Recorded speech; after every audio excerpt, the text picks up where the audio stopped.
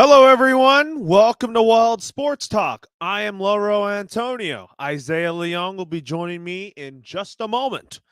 So, anyways, you could notice by our background here, we have orange today because on our background today, we have our MI6 Hoops background because it's the Final Four tomorrow. We'll be talking about that today. So, we're going to start things off with that. But also, folks, you can like and subscribe the MI6 Sports Network on our favorite social media platforms such as Facebook, Twitter, and Instagram. Also, give us a like and subscribe on YouTube. And let's get to our topic of the day here. Well, let me do a quick preview of the Final Four. As number 2 Villanova will take on the Kansas Jayhawks, followed by the North Carolina Tar Heels against the Duke Blue Devils in prime time. So we'll tell you the game times again. Villanova, Kansas at 3:09 p.m. Pacific time, and then approximately 5:49 p.m. Pacific time, North Carolina will go up against Duke. So let me tell you who I have picking in this game, and then we will get Isaiah's picks on there when he is on. So anyways, let me tell you who I have winning these games. So I'm going to go with Duke over North Carolina. I say that because I think that Mike Krzyzewski's going to want one more game at the national championship game, and then I have Kansas beating Villanova as I predicted on my bracket here. I'm going to show you this right now. I have Duke beating Kansas in the national championship game, and that's my pick for the national championship game on Monday. So we'll show you here. 75-74. That's my projected score. So we'll talk about that on the night shift on Sunday. As you all know, that there will be a 2-part night shift show on Saturday and Sunday. Night shift part 1 is the Final Four recap, and then night shift part 2 will be the preview of the college basketball national championship game. So anyways, I'm going to say that my scores for this game is I have Kansas beating Villanova by a point. I have Duke beating North Carolina also by a point. I could see these games being relatively close and very, very entertaining. So anyways, we'll get Isaiah's thoughts on there in just a little bit here. And let's now talk about some NBA as the Grizzlies defeated the Suns today, led by Dillon Brooks, who scored 30 points. And the Memphis Grizzlies seem that, if you look at it, they have been winning games with or without Ja Morant. And I'll tell you that I do think that Ja Morant is the real deal. But I think that I just think that the Grizzlies right now are saving their bullets for the playoffs. I think that the Grizzlies are going to be a force to be reckoned with in the playoffs. This team's going to be very dangerous, and I think that nobody's going to want to face them. And meanwhile, the Minnesota Timberwolves beat the Denver Nuggets by the final of 136-130. I'm kind of thinking that the Minnesota Timberwolves want that 6th spot, and they don't want to play in that play-in tournament here. So basically the 6th, 7th spot in the Western Conference play-in in the Western Conference playoffs, still up for grabs here. The Clippers already clinched a spot in the play-in tournament, and with the Spurs winning, Portland is already officially eliminated from playoff contention, leaving only the Lakers and the Kings still alive. We're going to talk about the Pelicans and Lakers. I watched the second half of this game. LeBron James should have not airballed it, but this Laker team continues to make me upset by the day. Now with that loss to the Pelicans, it is a must-win game for the Lakers from there on out, and it's not looking really good for the Lakers. They play the Nuggets on Sunday. Then they play Phoenix on Tuesday, and then they play the Golden State Warriors on Thursday. And their schedule is not going to get any easier. And then they play OKC again Friday. And then we don't know when their game is against the Denver Nuggets. So they pretty much have nothing to play for then. And there is going to be some talk about if the Lakers are going to be firing Frank Vogel. We're going to be talking about this when Isaiah hops on. So, anyways, with that being said here, we're going to tell Isaiah that we are on air, and we'll talk about some baseball right now. As Mets ace Jacob deGrom will miss opening day, at least a significant chunk of the season, after an MRI revealed a stress reaction on his scapula that caused inflammation in his right shoulder. deGrom will not throw up to 4 weeks. Will the Mets get off to a bad start without deGrom? I'm going to say no, just because you got Max Scherzer, you got Chris Bassett. I think Carlos Carrasco is going to bounce back this year. I also think Taijuan Walker is going to step up too. So basically, I think with the Mets and what they got in the rotation, I think they won't get off to a bad start without deGrom. I just think that Buck Showalter has this team under control, and I think that he is definitely an upgrade over Luis Rojas. So that's kind of my thoughts here. And anyways, folks, with that being said here, before we move on to our baseball subject here, we'll tell you a breakdown of the Western Conference standings and Eastern Conference standings. So you got the Suns, Grizzlies, Warriors, Mavs, Jazz, and the Nuggets all have the first 6 spots in the playoffs. And then for the play-in tournament, you got the T-Wolves, Clippers, Pelicans, and Spurs holding out the 7 through 10 spots. And then still alive here are the Lakers and the Kings, with the Blazers and the Oklahoma City Thunder and the Houston Rockets already eliminated from playoff contention. And in the Eastern Conference, you got Miami, Milwaukee, Boston, Philly, Chicago, and Toronto have the first 6 spots. And then in the play-in bracket, 7, 8, and 9, and 10, all controlled by the Cavs, the Nets, the Hornets, and the Atlanta Hawks. I think it's a foregone conclusion that you already know your playoff teams in the Eastern Conference, with the Wizards, the Knicks, the Pacers, the Pistons, and the Magic already eliminated from playoff contention. So, anyways, folks, I hope everybody is doing great here. We're going to talk a little bit about baseball. We're going to get Isaiah's takes on the whole Jacob deGrom thing in just a little bit here. And I'm going to give you my thoughts on the Dodgers right now, as they completed a trade that sent A.J. Pollock to the Chicago White Sox for closer Craig Kimbrell today. Will Kimbrell close, or will it be Blake Trinan? And how will A.J. Pollock fit into the Chicago White Sox lineup? I'm going to start with who I think is going to be closer for the Dodgers. I think it's going to be Blake Trinan. I make that Craig Kimbrell, I'm sorry. And I think that A.J. Pollock will fit well in the Chicago White Sox lineup. And we got Isaiah Leong here joining us. And hope it's a great ride home for you. And what's your thoughts on A.J. Pollock and Craig Kimbrell switching places? And who do you think will be closer for the Dodgers? And how do you think A.J. Pollock will fit into the Chicago White Sox lineup? Well, first of all, I'm glad to be on finally. Had a long day at work, kind of a traumatizing day at work. So glad that's over with, but glad to be on. As far as who's going to be closing for the Dodgers, I'll start with first talk about the trade in general.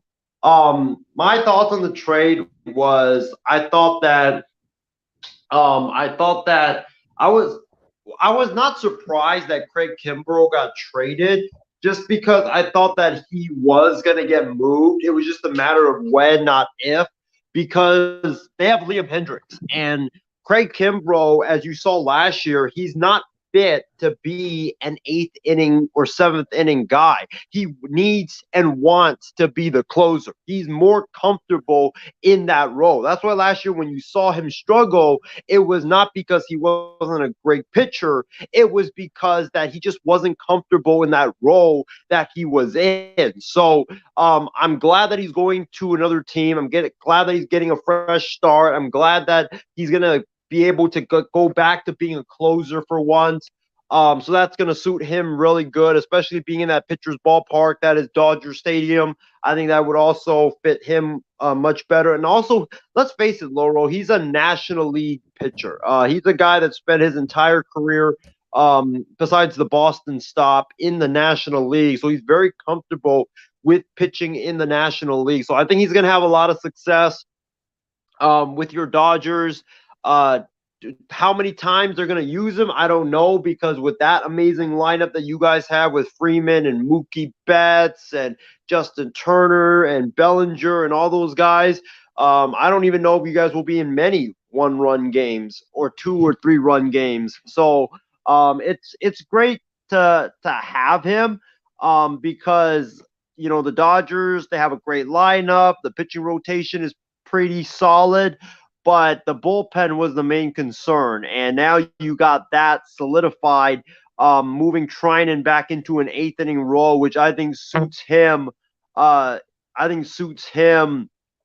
Better than being in the ninth inning role, even though he could have done the ninth inning role, but it just suits him better. And I think the Dodgers are all set now for opening day. As far as Pollock going to the White Sox, I think that if you're the White Sox, given what happened to Garrett Crochet today, I'm pretty sure the White Sox knew in advance that this was going down, because there's no way that you announce the Kimbrough news and then announce the Crochet news like literally minutes later. I think the White Sox honestly should have gotten another reliever from the Dodgers, not just AJ Pollock, because Kimbrough is a really good player. I think you definitely could have gotten more for Kimbrough if you're the White Sox, and I think they got way too less for Craig Kimbrough in getting AJ Pollock instead of getting Pollock and probably another pitcher as well. Because now that bullpen with Kimbrough gone, with Crochet gone, yes, they have Graveman, they have Kelly, but it's gonna take a couple steps back just because you don't have that depth with Crochet gone now, the lefty being gone, and also with Kimbrough going to your Dodgers. So that's my take on the trade. I think the Dodgers won that trade because I just think the White Sox got too less in return. They did, but I do think that you have Graveman and Kelly and Hendricks. I think that's not a bad 7th and 8th and 9th inning combo.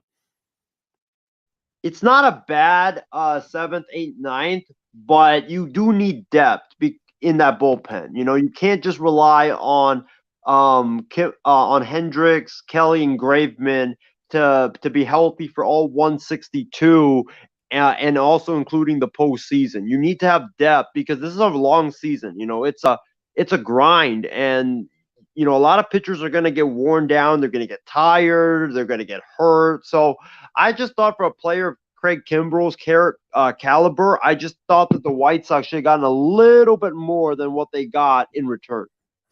Absolutely. And then I think that, like what you said about Garrett Crochet, like you said, he's a great lefty, but him being out is going to be big for the Chicago White Sox. Big blow for the White Sox. You need that power lefty in your bullpen to balance out the righties and the lefties. So him not being there is going to be a huge blow for the Chicago White Sox. And I'm not saying that I'm putting them below like the other teams in their division just because of Crochet's injury, but a lot of the teams that they have in that division, Minnesota, Detroit, you also have, I'm trying to think off the top of my head, but you have Minnesota, you have Detroit, Kansas City's obviously not going to contend, but you have like some teams in that division that could capitalize and take advantage of the White Sox not being as strong as they were supposed to be projected before the Crochet injury. Anyways, now let's talk about college basketball. We'll get to more baseball in just a little bit here. I made my Final Four predictions. I have Kansas beating Villanova by a point. I'll have Duke beating North Carolina. What are your quick thoughts and predictions on this? And I like I said earlier on the show, I think that my pick for the college basketball national championship was I had this in my bracket. It's going to be Duke and Kansas. Um, for me, I think I made my pick last week on the night shift, and that was I got Carolina pulling off the upset against Duke. I think that when you look at the way Carolina's playing right now, they're playing together, they're moving the ball. They just are a red hot team, and you need to look out for these teams that just sneak up on everybody. And that's what Carolina is right now.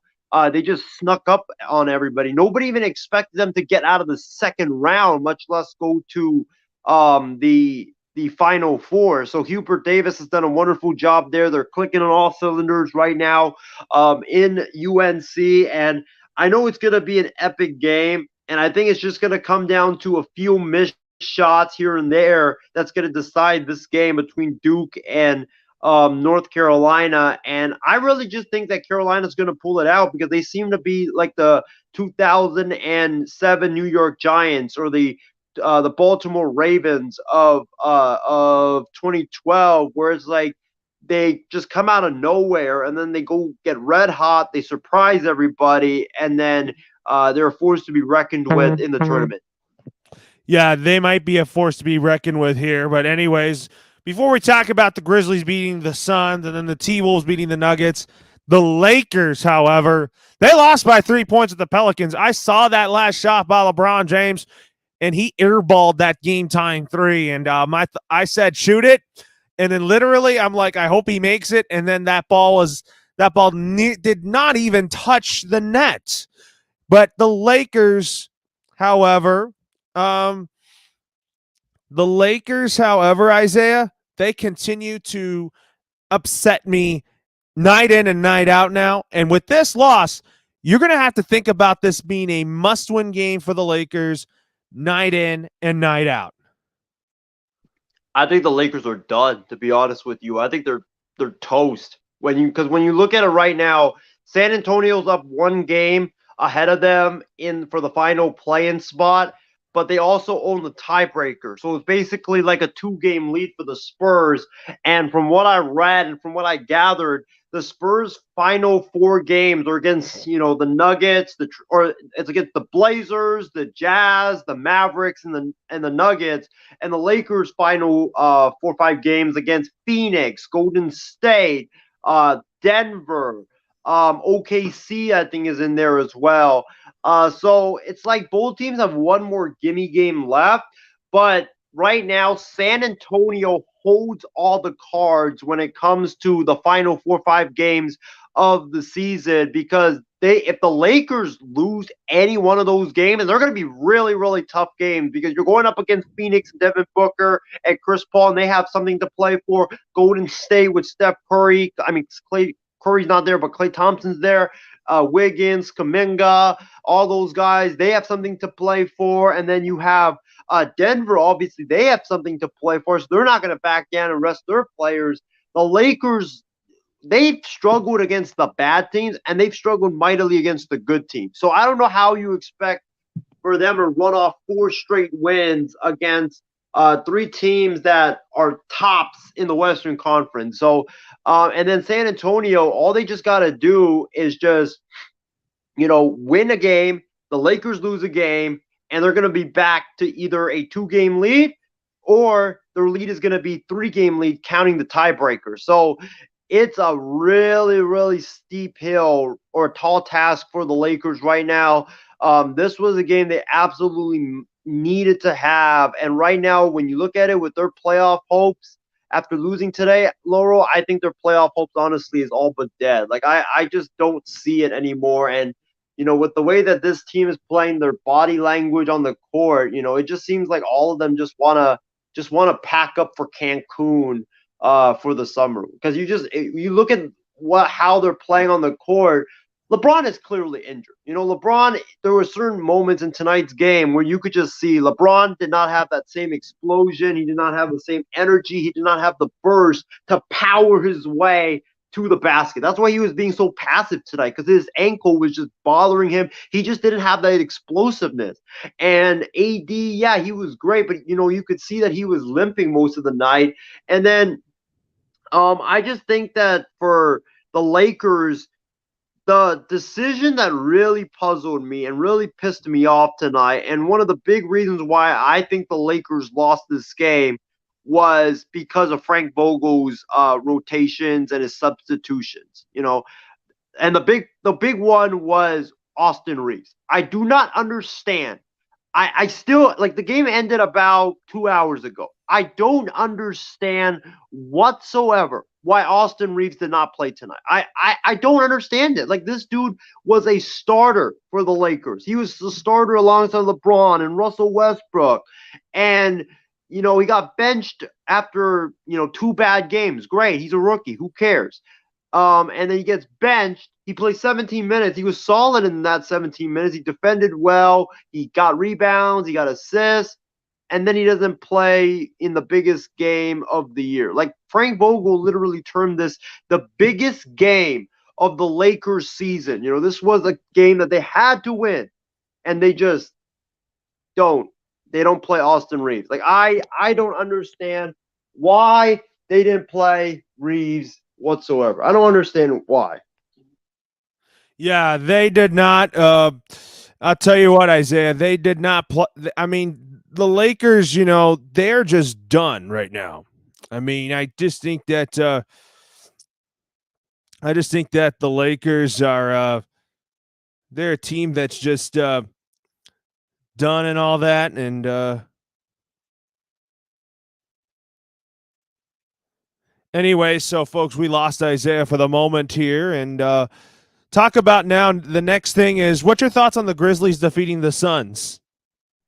The Memphis Grizzlies are for real. I watched this game because there was nothing else to watch at work. So I had the TV on in my store, and I just put on that game. And I was really surprised because the Grizzlies didn't have that many of their starters in this basketball game. And they still managed to beat the Suns, who had Chris Paul and Devin Booker play in this game, and it was very impressive to see what they were able to do against the Suns, just defensively and also offensively as well. So I was really, really, really impressed by the Memphis Grizzlies tonight.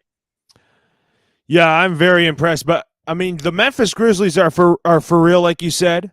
But I also think, what's your thoughts on the T-Wolves and Nuggets game? I didn't actually watch that game, so I don't know who won that game. By the way, I didn't watch it. It was the Minnesota Timberwolves. Again, the Minnesota Timberwolves, and it's gonna hurt me to say this because I know Steven's gonna laugh at me and Big B is gonna laugh at me as well. But the Minnesota Timberwolves are for real. The Minnesota Timberwolves are a great team. They are a team that I'm really surprised by how they're playing. I did not even expect them to make the play-in tournament, much less possibly making it to the playoffs. So that's why I'm really shocked and stunned by the Minnesota Timberwolves. They played really well this season. They've played really good basketball, and with their young core of Russell, Towns, and also Russell, Towns, and Edwards, they are a force to be reckoned with. And I think that they definitely could. Make a run, not deep into the playoffs, but they could be a surprise for sure. Yeah, they definitely could be a surprise. But anyways, let's talk about some baseball here. So what's your thoughts on Jacob deGrom missing opening day? That is a big loss for the New York Mets. It's deja vu all over again. That's my thoughts on it, because I'm not laughing at his injuries, but I mean, this dude is one of the best pitchers on the planet when he's available. But when is he ever available. It seems like he's always hurt, whether it's shoulder issues, elbow issues, just all types of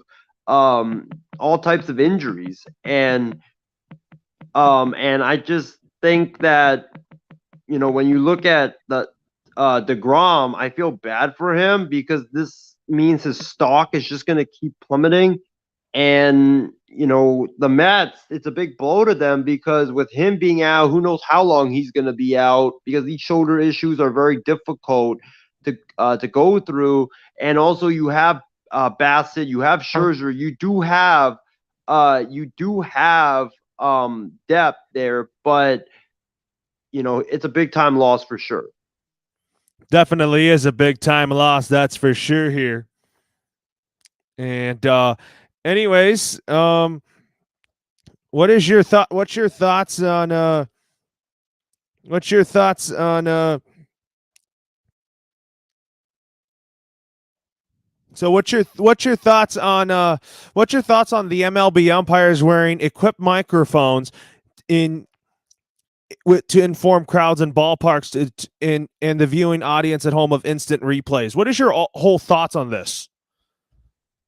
I thought it was about time because a lot of the times when they're replaying and they make their decisions, fans get pissed off because they want an explanation as to why it went down like that. And I just think that it's good. It's good for baseball. It's good for baseball fans, and I really hope that this is really successful because I think it would bring good to the game of baseball. Yeah, I think it will bring the good of the game, That's what I think. But anyways, what's your thoughts on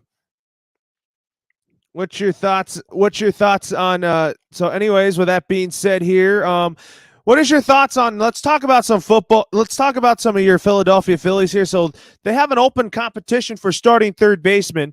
Bryson Scott, who is the number one prospect, is batting .550 with 1 home run. And who do you think Joe Girardi should go with, Alec Baum or Scott?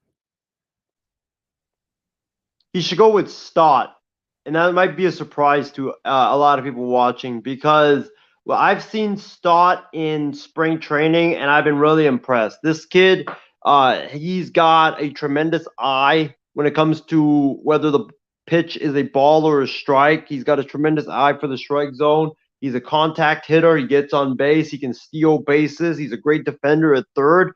Plus, he's a guy that hits the ball to all parts of the field. So he's not a guy that hits the ball to just right field, and the teams can shift on. If teams are shifting on him to the right side, then what he just does is that he just hits the ball or he just bunts it to the left side. So I think that it's for the Phillies. I like Bohm, but I think you have to start Stott just on how great he's playing in the spring.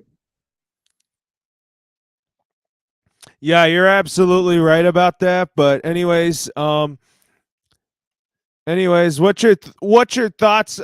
I think I'm going to go with Alec Baum. I think Alec Baum should be the starter at third base. Do you have any thoughts on that?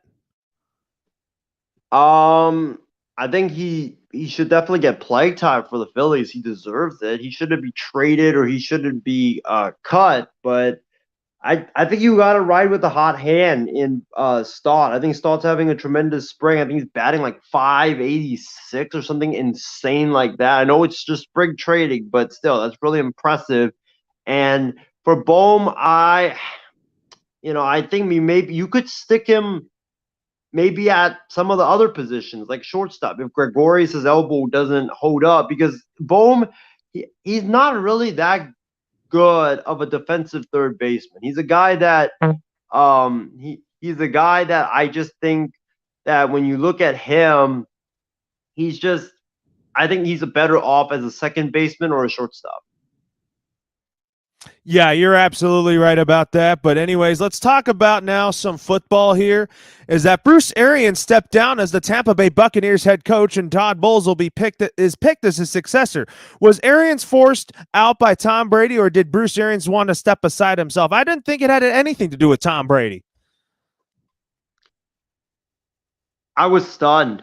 I was stunned when this happened because I never thought that he was going to retire. I thought he was going to come back for another season because Brady's coming back, so why not just come back for another season? So that's why I was just stunned by it. And maybe Brady did force him out. Who knows? But it's just crazy that he stepped down. It really is. I don't know why he did it. He just did it. Yeah, I think he just did it there. But anyways, what is your thoughts on Bobby Wagner getting a 5-year deal worth $50 million with the Rams, and what do you think he brings to the Rams defense? I'm extremely pissed off at John Lynch and my 49ers for not getting him and letting him land with the division rival. When you look at uh, this this move by the Rams, this is why the Rams are champs and the Niners are not. The Wagner, they go out and get the biggest stars ever, even though they don't have that much money to spend. They still manage to get them. So it's crazy. And the Rams, now when you look at the Rams, that defense was already really strong when it came to the pass because a lot of they have great pass rushers who could get after the quarterback, and their secondary is pretty good. Now, Wagner against the run, oh man, he's going to be able to shut down the run. Nobody's going to be able to run or pass against that Rams D. So you might actually I'm going to go out on a limb here. This might be one of the best defenses we've seen in a while in the NFL. You might be looking at 2012, 2013 Seattle Seahawks type defense next year for the Rams, and when you add that to the defense or to the offense, it's crazy, man. You might as well just crown the Rams champions once again. Yes, and then in honor of April Fool's Day, what are your favorite best and worst trick plays in history? I have to say that my favorite one has to be the what you call this, the Philly special. For me, trick plays, trick plays.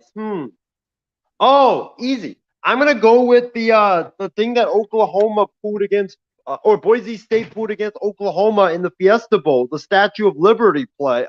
That was a play that you never expected from Boise State. And when you look at Boise State, it was a small team, small school, and it really launched them into kind of like the big non-power 5 school that they are right now. Yeah, you're absolutely right about that. But anyways, with that being said here, let's go to our comment section as Brandon Herrera says, Dodgers won't be above 500 at the end of this year. What's your thoughts on that comment? I know he's trolling. I think the Dodgers are set to repeat, honestly, or not repeat, but win another title. I mean, there's really no weaknesses on that baseball team. And then he also says, can you guys go for a week without talking the AARP Lakers? Hey, tell the Lakers to stop playing like crap and actually play decent so I don't have to rant about them and have to talk about them, because it seems like every time they lose, we have to talk about them because it's such a big story around the NBA. Yeah, so anyways, now with that being said here, he also says Austin Reeves sucks. And then he also says Reeves started like 12 games and then missing opening day plus 7 to 8 weeks. Yeah, I think he's right on that. That DeGrom is gonna miss open. Yeah, he's definitely out for opening day, and he's out for 7 to 8 weeks for sure. He's definitely gonna miss a while. Yeah, he's probably going to be missing a while, that's for sure here. But anyways, anyways, with that being said here, sorry it's been a short program, Isaiah. I mean, good half hour of sports talk here. I know you might have internet. You might have internet issues here. Sorry that we didn't make this long, but we will make it long next time, though. No, it's all good. I mean, 30-minute program, nice, short, sweet on a Friday night. What else can you ask for? Yeah, so let's go to final thoughts.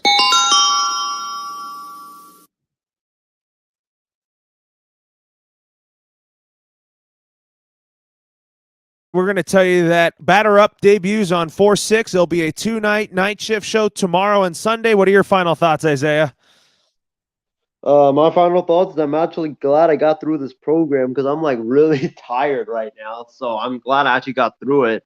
Um, but it was a great show. Looking forward to the baseball season. I know I have training for the A's starting on Monday, so that should be fun. But yeah, tune into our new baseball show, Batter Up. It's gonna be a fun show. It is going to be a fun show. So for Isaiah Leung, Loro Antonio signing off for now. New episode of Wild Sports Talk will be again on Monday. Have a great night.